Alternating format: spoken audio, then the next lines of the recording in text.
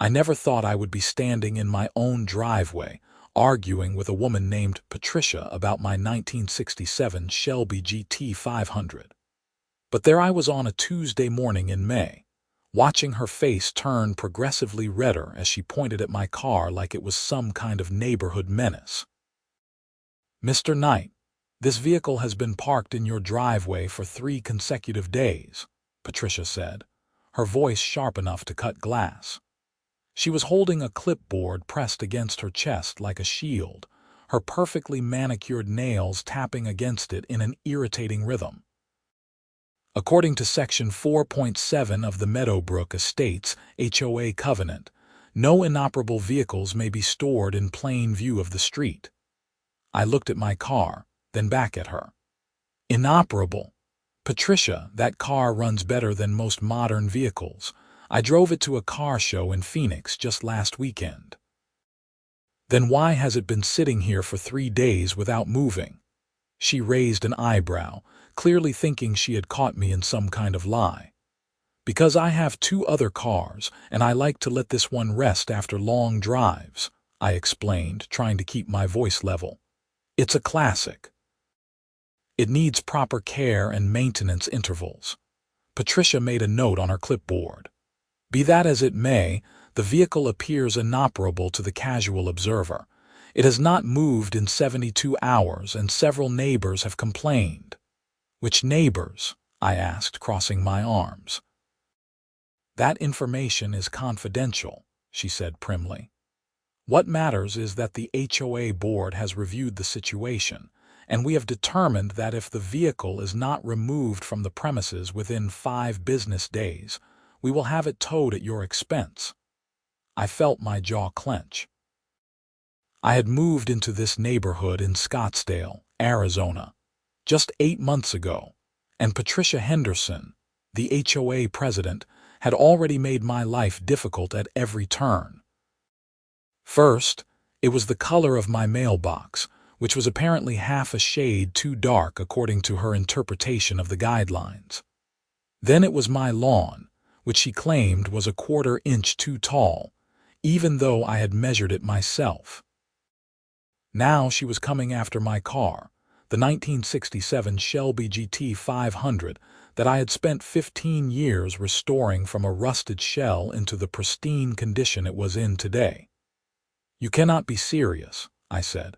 "This is a classic car, not some junker on blocks." "The covenant makes no distinction," Patricia replied. "Inoperable is inoperable. 5 business days, Mr. Knight. I suggest you rent a storage unit." She turned on her heel and walked back toward her golf cart, which was parked at the end of my driveway. I watched her drive away, feeling a mix of anger and disbelief washing over me. This woman had no idea what she was dealing with.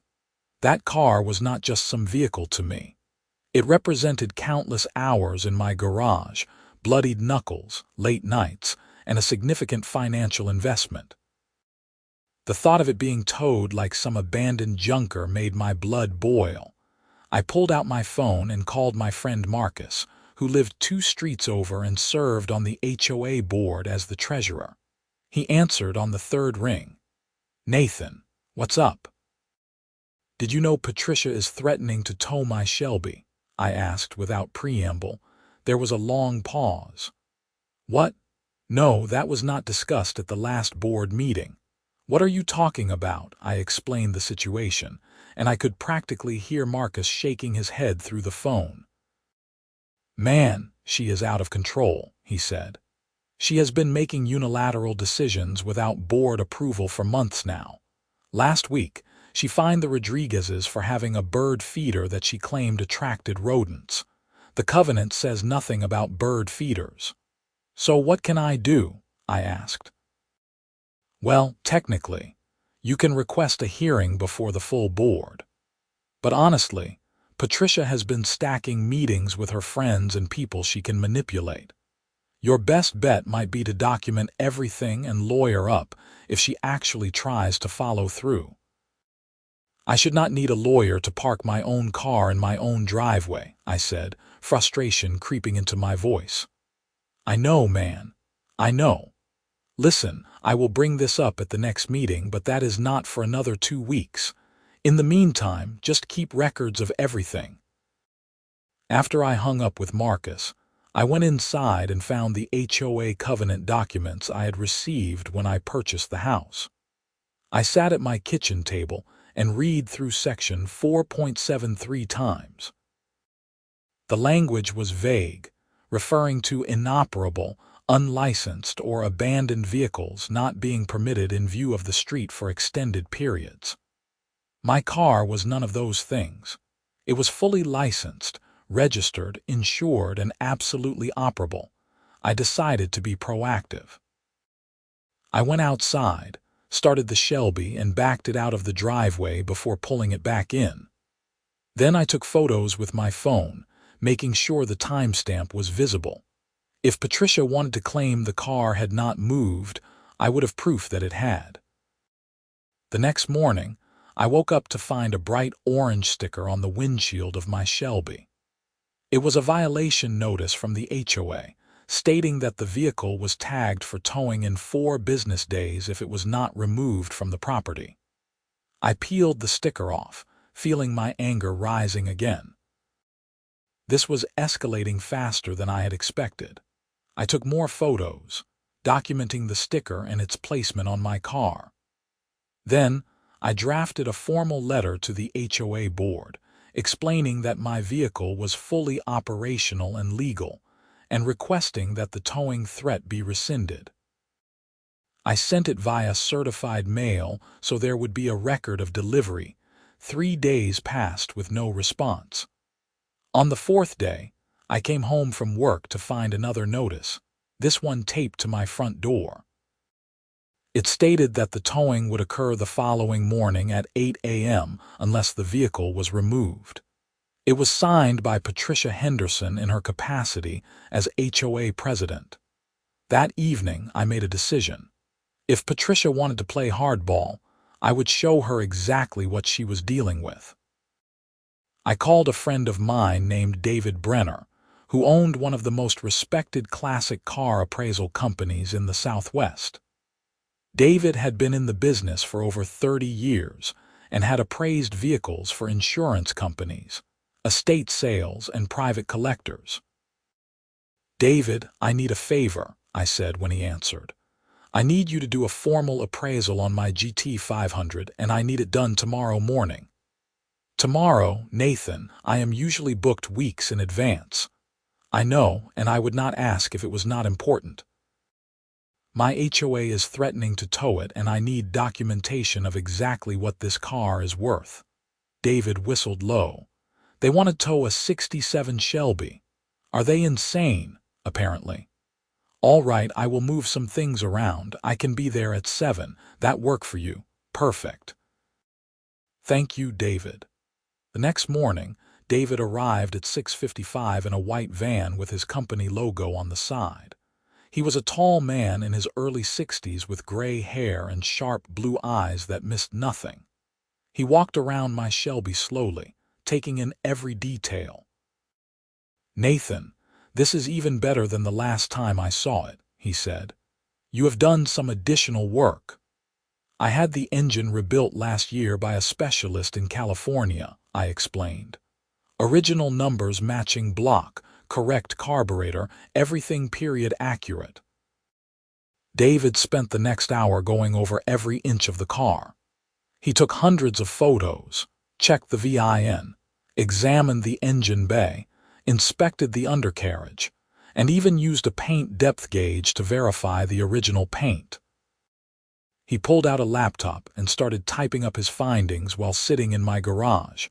At 7:45, he printed out a formal appraisal document on premium paper with his company letterhead. He handed it to me with a slight smile. "This should solve your HOA problem," he said. I looked at the bottom line and felt my eyebrows rise. $215,000, conservative estimate, David said. "At auction, especially with the documentation you have, it could go higher. This is a highly desirable model in exceptional condition." The Shelby GT500 is one of the most sought-after American muscle cars, and finding one with this level of authenticity and restoration quality is rare. I shook his hand and thanked him, then wrote him a check for his services. As he was packing up his equipment, I saw Patricia's golf cart coming down the street, followed by a flatbed tow truck. My heart started pounding. She had actually done it. She had actually called a tow company. I walked out to the end of my driveway, holding the appraisal document in my hand. Patricia climbed out of her golf cart with a satisfied expression on her face. She was wearing white capri pants and a pink polo shirt, her blonde hair pulled back in a tight ponytail. "Mr. Knight, as you were warned, the vehicle is being removed per HOA covenant enforcement," she announced loudly, clearly wanting the neighbors who were starting to emerge from their houses to hear. The tow truck driver, a burly man in his 40s with a weathered face, climbed out of his cab and walked over. "This the vehicle?" he asked Patricia. "Yes, that one right there," she said, pointing at my Shelby. The driver walked over to look at the car, and I saw his expression change. "Madam, this is a classic Shelby GT500. Are you sure you want me to tow this?" "I am absolutely certain. It is an inoperable vehicle that has violated HOA covenants." "It is not inoperable," I interjected. "Would you like me to start it right now and prove it?" Patricia held up her hand. "That is irrelevant. The vehicle has been deemed in violation." The tow truck driver looked uncomfortable. "Look, lady, I usually tow junkers and abandoned cars. This thing looks like it is worth serious money. If there is any kind of dispute here, I do not want to get in the middle of it." "There is no dispute," Patricia said firmly. "I am the HOA president, and I am authorizing this tow on behalf of the Homeowners Association. You will be paid your standard fee plus storage charges." I stepped forward. "Before you do anything, I think you both should see this." I held up the appraisal document. This car was appraised this morning by David Brenner of Premier Classic Auto Appraisals. The current market value is $215,000. The tow truck driver's eyes went wide. $200,000 for that car. $215,000, I corrected. "And if you tow this vehicle, causing any damage whatsoever, I will hold both you and the HOA liable for the full appraised value, plus damages. I have photos, documentation, and this formal appraisal. My lawyer will have a field day with this." The driver took a step back. "Madam, I am not touching that car. You want something like that moved, you need to hire a specialized classic car transport service. I am not risking my business over this." "You are under contract with the HOA," Patricia protested, her face flushing. "Not for this," the driver said, already walking back to his truck. "Find someone else." He climbed into his cab and drove away, leaving Patricia standing in my driveway with her mouth hanging open. A small crowd of neighbors had gathered by this point, watching the confrontation. I recognized the Rodriguezes, the couple Marcus had mentioned who had been fined over their bird feeder. I also saw Tom and Helen Chen from across the street, and Jerry Morrison from the corner house. Patricia's face had gone from red to nearly purple. "This is not over, Mr. Knight. You have violated the covenant, and you will face consequences." "Actually, Patricia, I think we need to talk about what covenants you have actually been violating," I said, my voice calm but carrying clearly to the assembled neighbors. According to the HOA bylaws, which I have read very carefully, any enforcement action involving potential financial penalties or property removal must be voted on by the full board, not decided unilaterally by the president. How many board members approved this towing? Patricia's mouth opened and closed like a fish. "I have the authority to make day-to-day enforcement decisions." "Not according to Section 12.3 of the bylaws," I said. "I checked. Would you like me to quote it?" Marcus's voice came from the back of the crowd. He is right, Patricia. I serve on the board and we never voted on this. Patricia whirled around to glare at Marcus. This falls under my emergency powers to protect property values. There is no emergency, Marcus said, walking forward, and his car, if anything, increases property values. Do you know what it means to have a $200,000 classic car in the neighborhood? It signals affluence and care. Jerry Morrison spoke up. I have been wanting to say something for months now. Patricia, you have been overstepping your authority left and right. You fined me $300 because my house number was supposedly the wrong font, even though it was the same font as 10 other houses on this street. You fined us over a bird feeder, Mrs. Rodriguez added. A bird feeder. My grandmother gave us that before she passed away. Tom Chen raised his hand.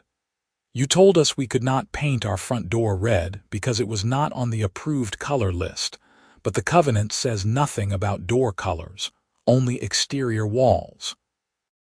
More voices joined in, and I realized that Patricia had been building resentment throughout the entire neighborhood with her petty tyranny. The attempted towing of my car had apparently been the last straw.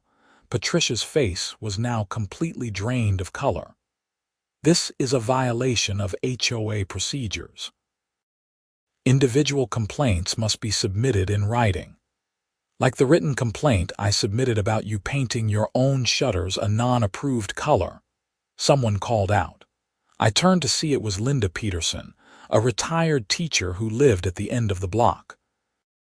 You rejected my complaint, saying your color was grandfathered in, but my house is 5 years older than yours. The situation was spiraling out of Patricia's control. She grabbed her clipboard and held it up like a talisman. I am following the rules as written. If you have issues with my leadership, you can bring them up at the next board meeting. Actually, we can do better than that, Marcus said. He pulled out his phone and started tapping on the screen. According to the bylaws, if 10% of homeowners sign a petition, we can call an emergency board meeting and hold a vote of no confidence. There are 80 homes in this subdivision. We need 8 signatures. I will sign, Jerry said immediately. Me too, added Tom Chen. Count us in, said Mrs. Rodriguez. Within 5 minutes, Marcus had 12 homeowners gathered around his phone, electronically signing a petition. Patricia stood there watching, her knuckles white as she gripped her clipboard. This is a witch hunt, she said, her voice shaking. I've given 3 years of my life to this HOA, trying to maintain standards and property values. You have been on a power trip, Linda Peterson said bluntly. There is a difference between maintaining standards and harassing your neighbors over petty nonsense.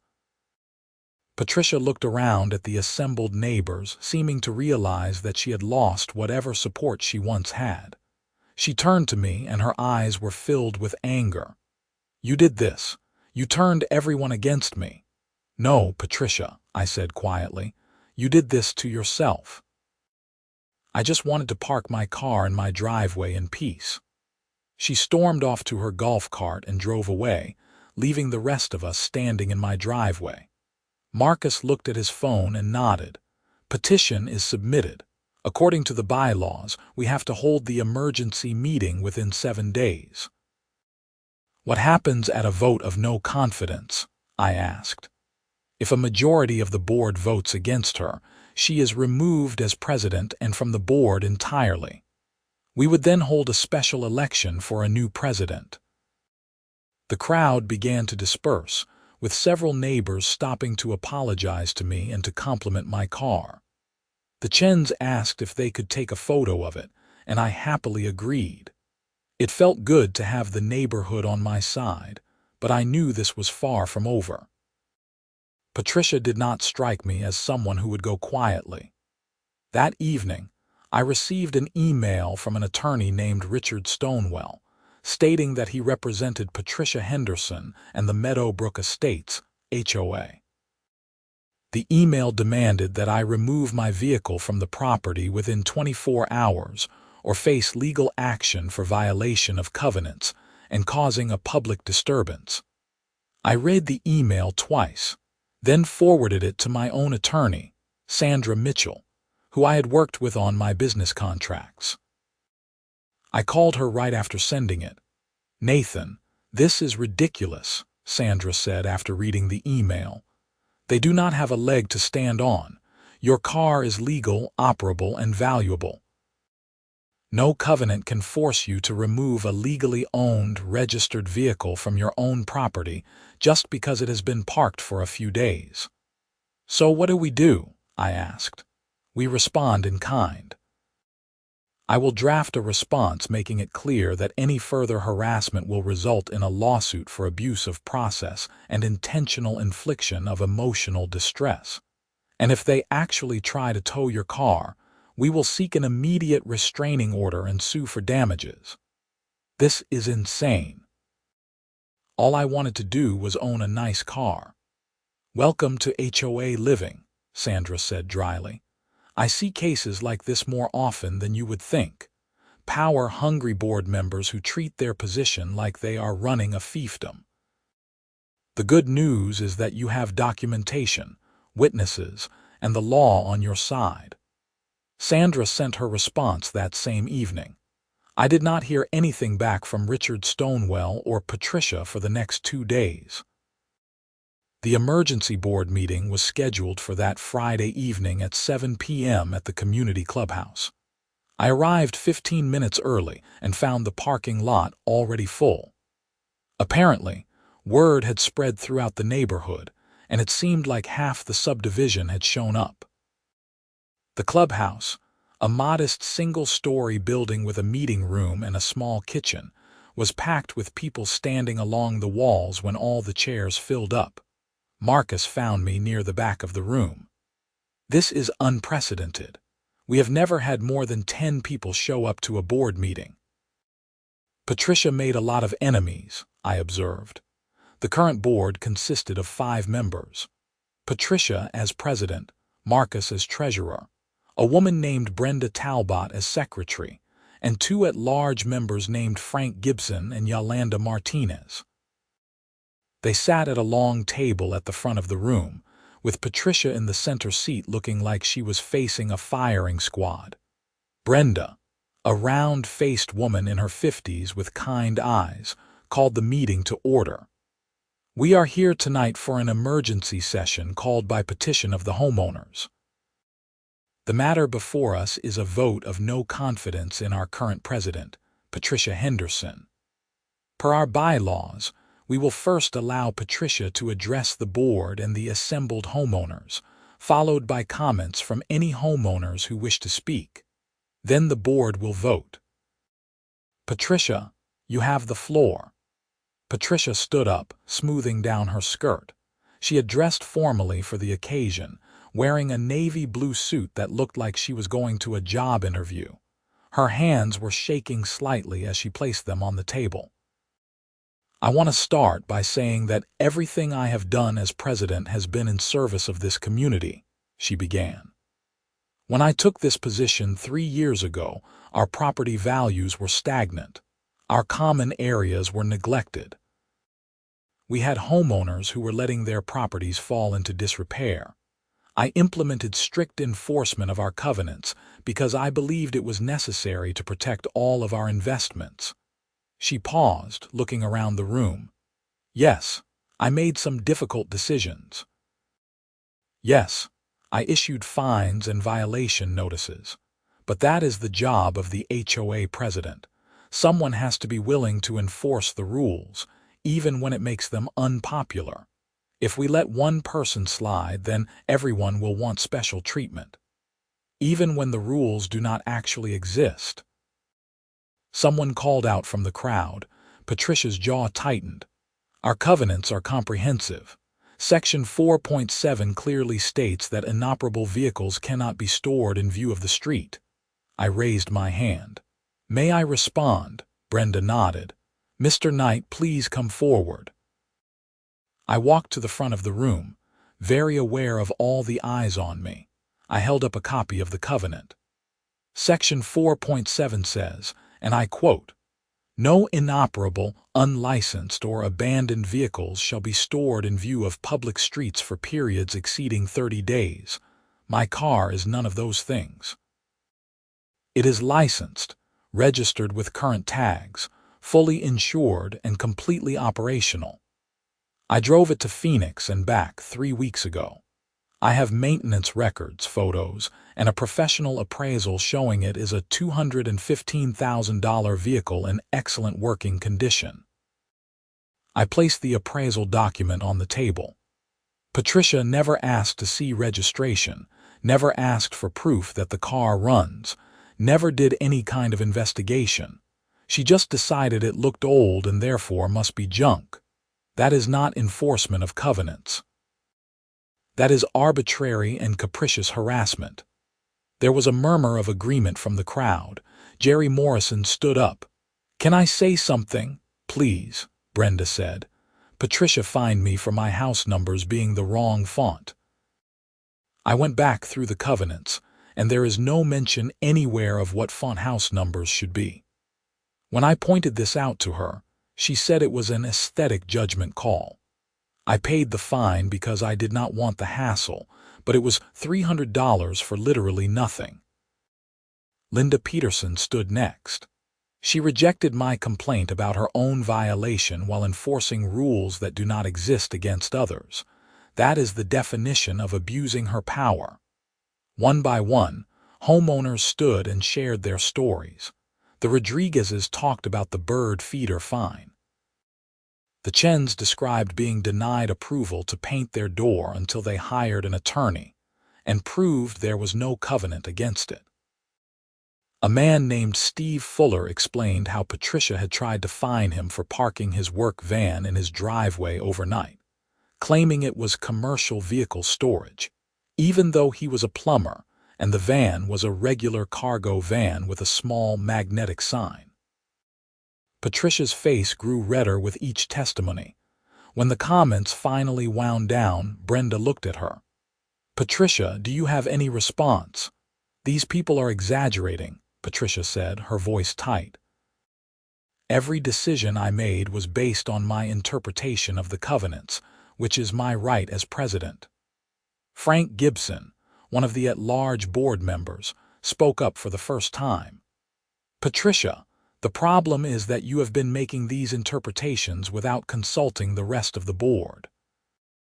I have been on this board for 2 years, and you have never once asked for input on an enforcement action. You just do whatever you want and tell us about it later, if at all." Yolanda Martinez nodded. "I agree. When I joined the board last year, I thought we would be working together to improve the community. Instead, Patricia treats us like we are just here to rubber stamp her decisions." Marcus added, "I found out about Nathan's car situation from Nathan himself, not from Patricia. That should not be how a board operates." Patricia looked around the table, seeming to realize she had no allies left. "Fine. If you all want to throw away 3 years of dedicated service over one car, go ahead. But do not come crying to me when property values tank because someone decides to park an RV on their lawn or paint their house purple. No one is suggesting we abandon all standards," Brenda said gently. "We are saying that enforcement needs to be reasonable, consistent, and approved by the board as a whole. That is what the bylaws require. Then let us vote and get this over with," Patricia snapped. Brenda nodded. "All in favor of removing Patricia Henderson as president and from the board due to a vote of no confidence, please raise your hand." 4 hands went up immediately: Brenda, Marcus, Frank, and Yolanda. "The vote is 4-1, Brenda announced. "Patricia, you are removed from the board effective immediately. We will hold a special election for your replacement within 30 days as required by the bylaws. This meeting is adjourned." Patricia stood up, grabbed her purse, and walked out without another word. The room erupted in conversation as soon as she was gone. Several people came up to thank me for standing up to her, which felt strange since all I had really done was refuse to let her bully me into getting rid of my car. Marcus clapped me on the shoulder. "You just saved this neighborhood from a tyrant." "I just wanted to park my car," I said, echoing what I had told Patricia days earlier. "Sometimes standing up for a small thing leads to big changes," Marcus replied. "You want to grab a beer and celebrate? Absolutely." Over the next few weeks, things in the neighborhood gradually returned to normal. The Rodriguezes put their bird feeder back up. The Chens painted their door the red color they had originally wanted. Jerry Morrison installed new house numbers in whatever font he pleased. And I continued to park my Shelby GT500 in my driveway whenever I felt like it. The board held its special election, and Brenda was voted in as the new president. She immediately implemented new procedures requiring all enforcement actions to be reviewed by at least 2 board members before any notices were sent out. Fines that Patricia had levied without proper board approval were reviewed, and most were rescinded with refunds issued to the homeowners. I thought that was the end of it. I was wrong. About 6 weeks after the board meeting, I received a certified letter from Richard Stonewell, the attorney who had sent the original demand letter. This time, he was not representing the HOA. He was representing Patricia Henderson personally, and she was suing me for defamation, slander, and intentional infliction of emotional distress. She claimed that I had made false statements about her at the board meeting that damaged her reputation and caused her severe emotional harm. I immediately forwarded the lawsuit to Sandra Mitchell. She called me within an hour. "Nathan, this is a slap suit," she said. "Strategic lawsuit against public participation. It is designed to intimidate you and punish you for speaking out. The good news is that Arizona has a strong anti-slap statute. We can get this dismissed and possibly get her sanctioned for filing a frivolous lawsuit." "How long will that take?" I asked. "A few months, probably, but I am confident we will win." Everything you said at that meeting was either true or a statement of opinion made in a public forum about a matter of public concern. That is protected speech. The lawsuit was filed in Maricopa County Superior Court. Sandra filed a motion to dismiss under Arizona's anti-slap statute, along with a detailed response showing that every statement I had made was supported by documentary evidence or was clearly opinion. She also filed a motion for sanctions, arguing that the lawsuit was frivolous and brought in bad faith. The hearing on the motions was scheduled for October, about 4 months after the original incident with the tow truck. I had to take a day off work to attend. The courthouse in downtown Phoenix was a massive modern building with tight security. Sandra met me outside the courtroom looking confident in a charcoal gray suit. "Remember, you probably will not have to say anything today," she told me. "This is just arguments on the motions. But be prepared just in case the judge wants to hear from you." We went inside and took our seats at the defendant's table. Patricia was already there with Richard Stonewell, a thin man in his 60s with silver hair and an expensive-looking suit. Patricia would not look at me, keeping her eyes fixed on the table in front of her. The judge, a woman named Michelle Ortega, entered and we all stood. She was younger than I expected, maybe in her mid-40s, with dark hair pulled back in a bun and sharp, intelligent eyes. "Please be seated," Judge Ortega said. "We are here on defendant's motion to dismiss under the anti-slap statute and motion for sanctions. Mr. Stonewell, this is your lawsuit. I have read the complaint and the response. Why should I not grant the motion to dismiss?" Stonewell stood. "Your Honor, the defendant made numerous false and defamatory statements about my client in a public forum. He accused her of abusing her power, harassing neighbors, and acting arbitrarily. These statements have damaged her reputation in her community and caused her significant emotional distress. Were the statements false? Judge Ortega asked. They were opinions stated as facts, Your Honor, and they were stated with malice. Miss Mitchell, the judge said, turning to Sandra. Sandra stood. Your Honor, Mr. Knight spoke at an HOA board meeting about matters directly affecting him and the community. Everything he said was either demonstrably true or clearly stated as an opinion. He had documentary evidence that his car was operational, legal, and valuable. He had evidence that the HOA president attempted to tow it without proper board authorization. He made statements about what he believed constituted abuse of power, which is protected opinion.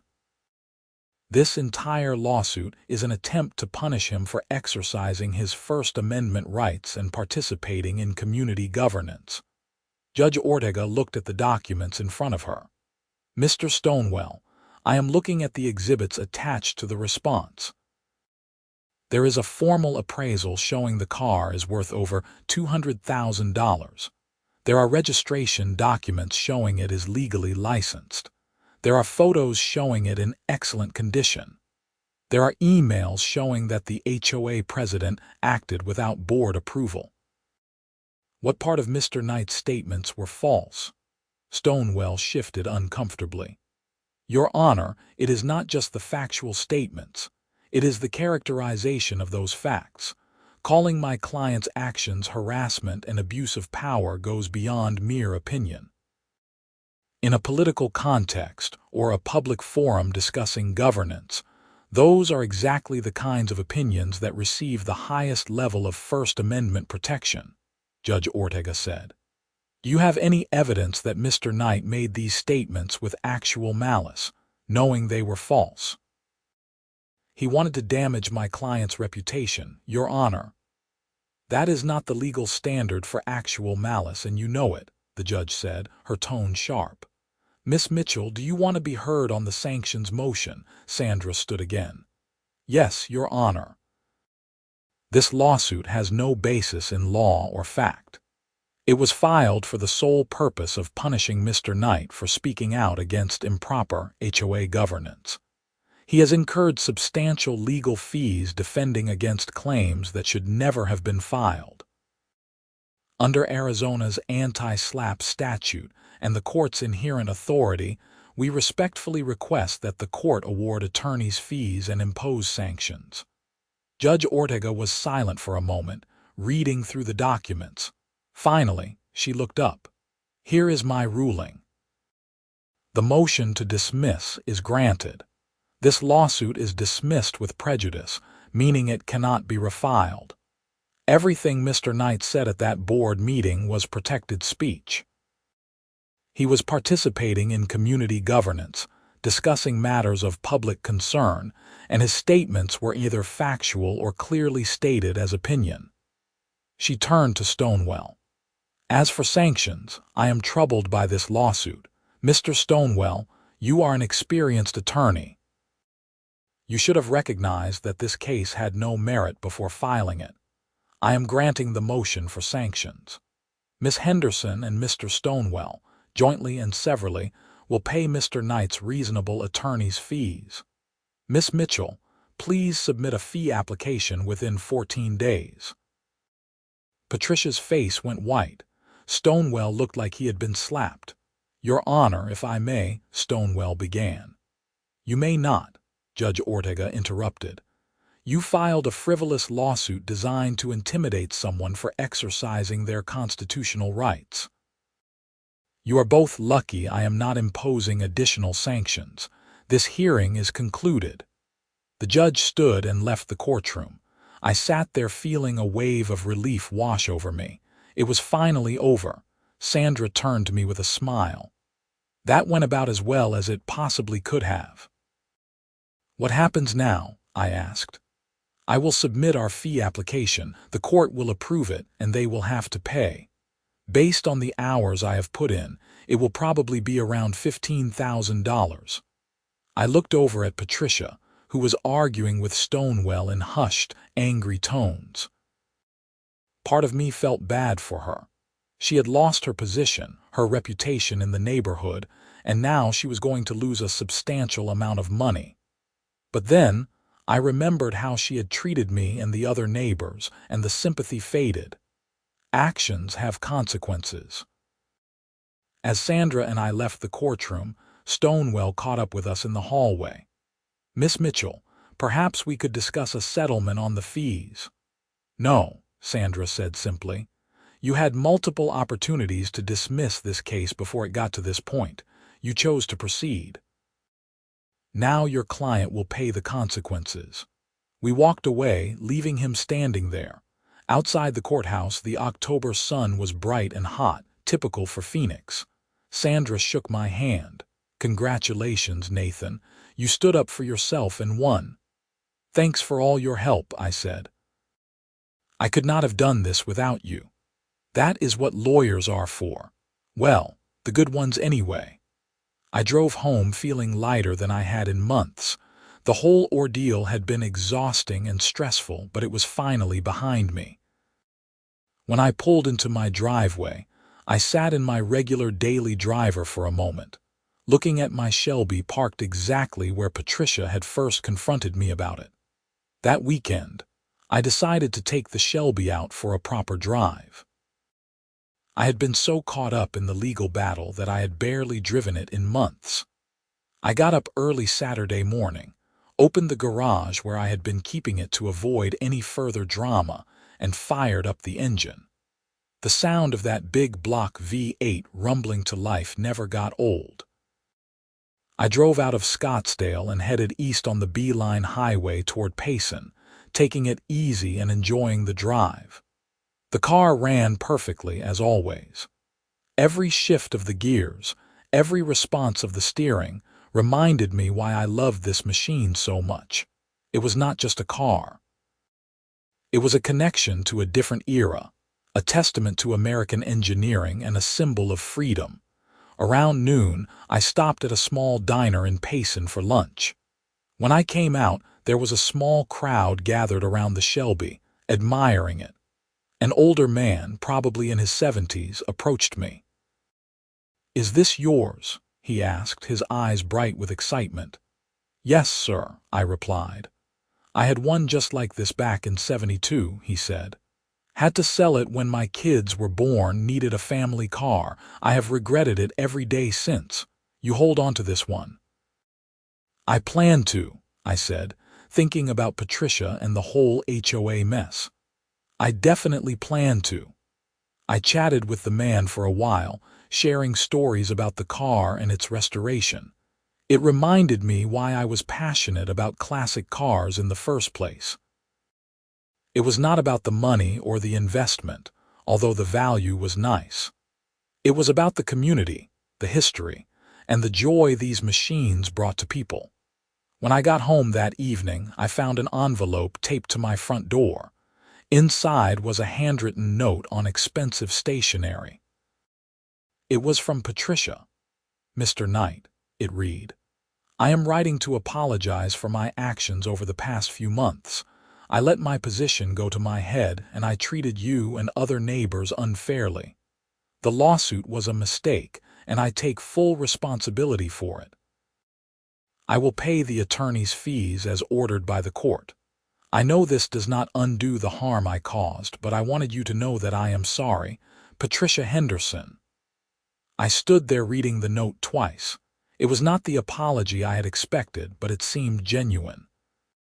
People make mistakes, and sometimes it takes losing everything to recognize those mistakes. I folded the note and put it in my pocket. The following week, Marcus stopped by. He was carrying a bottle of bourbon and had a big grin on his face. "We need to celebrate properly," he announced. "You won your lawsuit. Patricia actually apologized, and the neighborhood is finally peaceful again." We sat on my back patio, pouring drinks and watching the sun set over the desert. Marcus raised his glass. "To standing up to petty tyrants." To classic cars and the trouble they cause, I replied with a laugh. So what is next for you? Marcus asked. More car shows, actually. I have been thinking about that, I said. There are a lot of people in this neighborhood and around Scottsdale who love classic cars.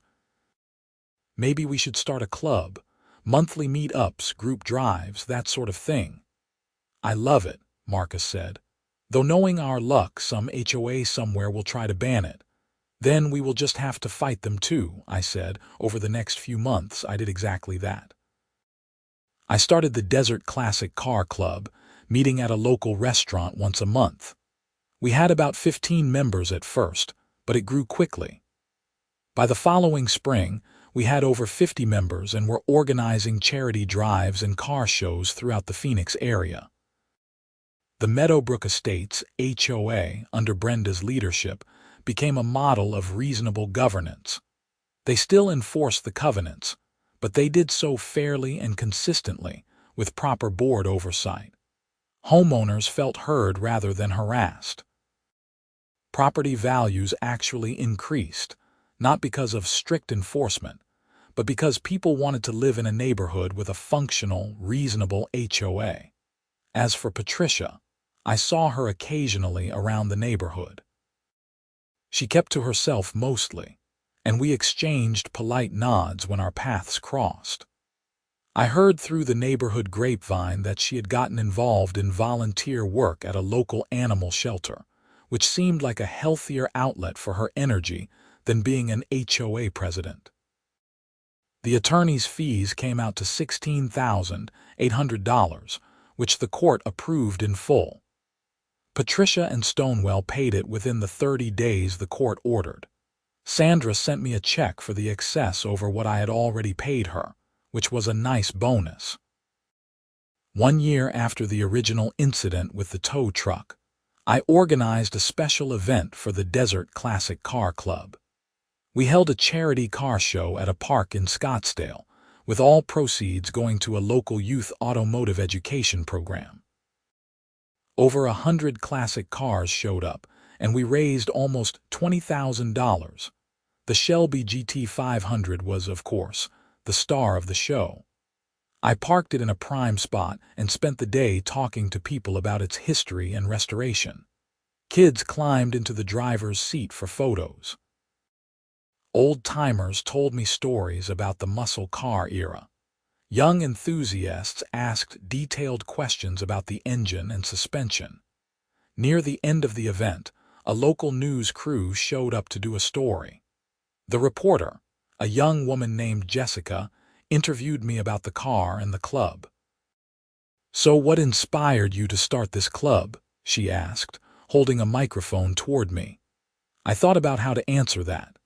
I could tell her about my passion for classic cars, or about wanting to build community, or about the educational mission. But the real answer was simpler and stranger than any of that. Honestly, my HOA tried to tow this car, I said, gesturing to the Shelby. They thought it was junk. When I proved it was worth over $200,000, they backed off. The whole experience reminded me that these cars are not just machines.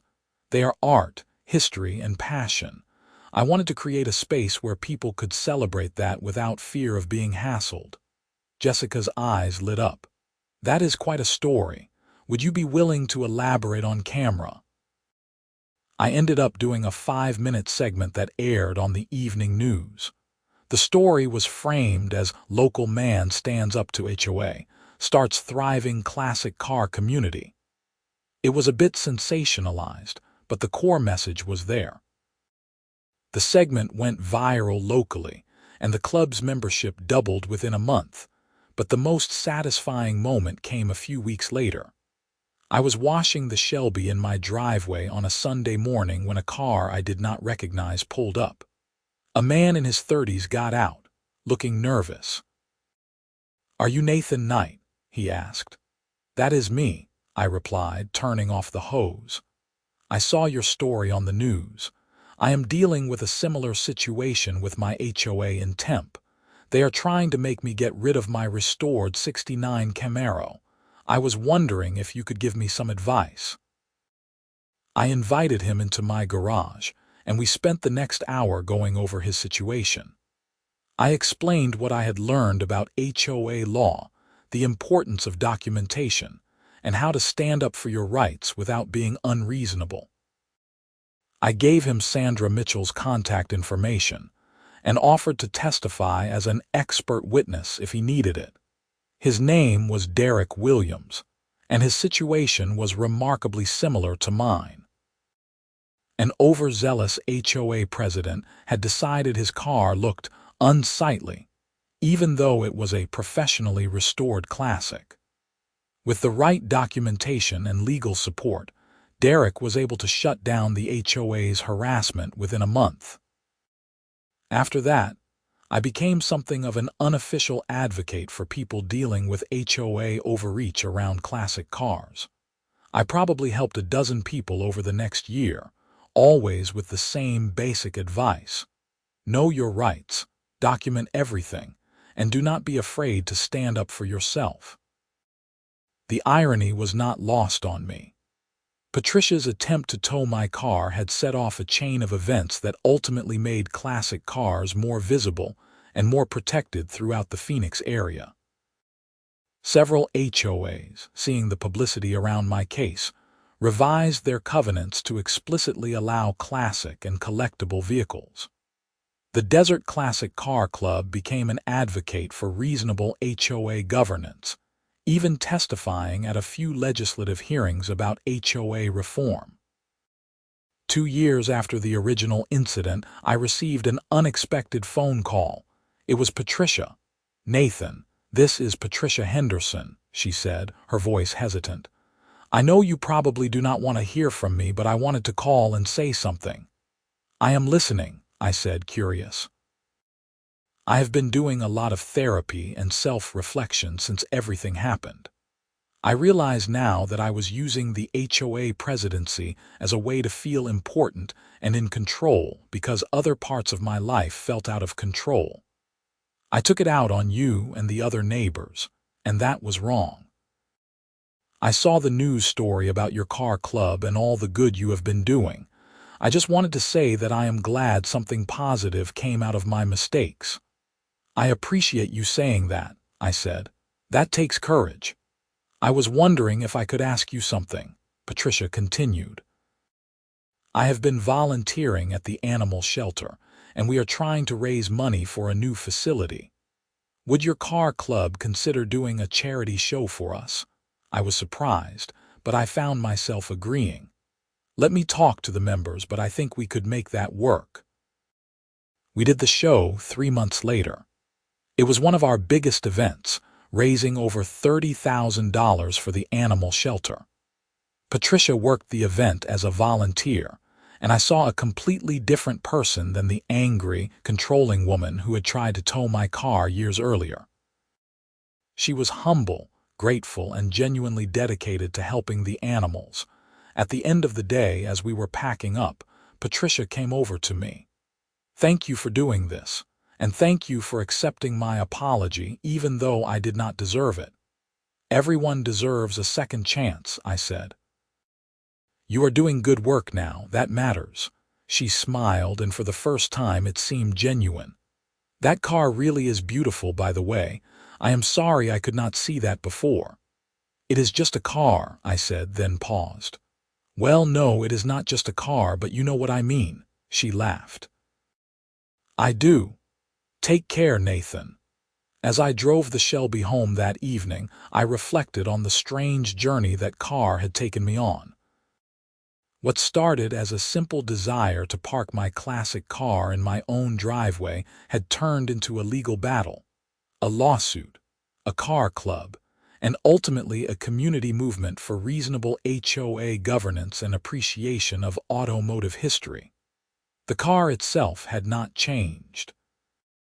It was still the same 1967 Shelby GT500 that I had painstakingly restored over 15 years. But my relationship with it had deepened. It was no longer just a hobby or an investment. It had become a symbol of standing up for what matters, building community, and turning conflict into something positive. I pulled into my driveway, the same spot where Patricia had first confronted me, and shut off the engine. The neighborhood was quiet in the evening light. Kids were playing in yards. People were walking dogs. Everything was normal and peaceful, the way a neighborhood should be. I got out of the car and ran my hand along the fender, feeling the smooth paint under my fingers. Tomorrow I would take it out again, maybe drive up to Sedona with some club members. Or maybe I would just park it right here in my driveway and let it be admired by anyone who drove by. Because that is what classic cars are for. They are not meant to be hidden away in storage units or garages, preserved in isolation like museum pieces. They are meant to be driven, enjoyed, and shared. They are meant to bring people together and create moments of beauty in everyday life. And if anyone had a problem with that, well, I had a $215,000 appraisal that said otherwise.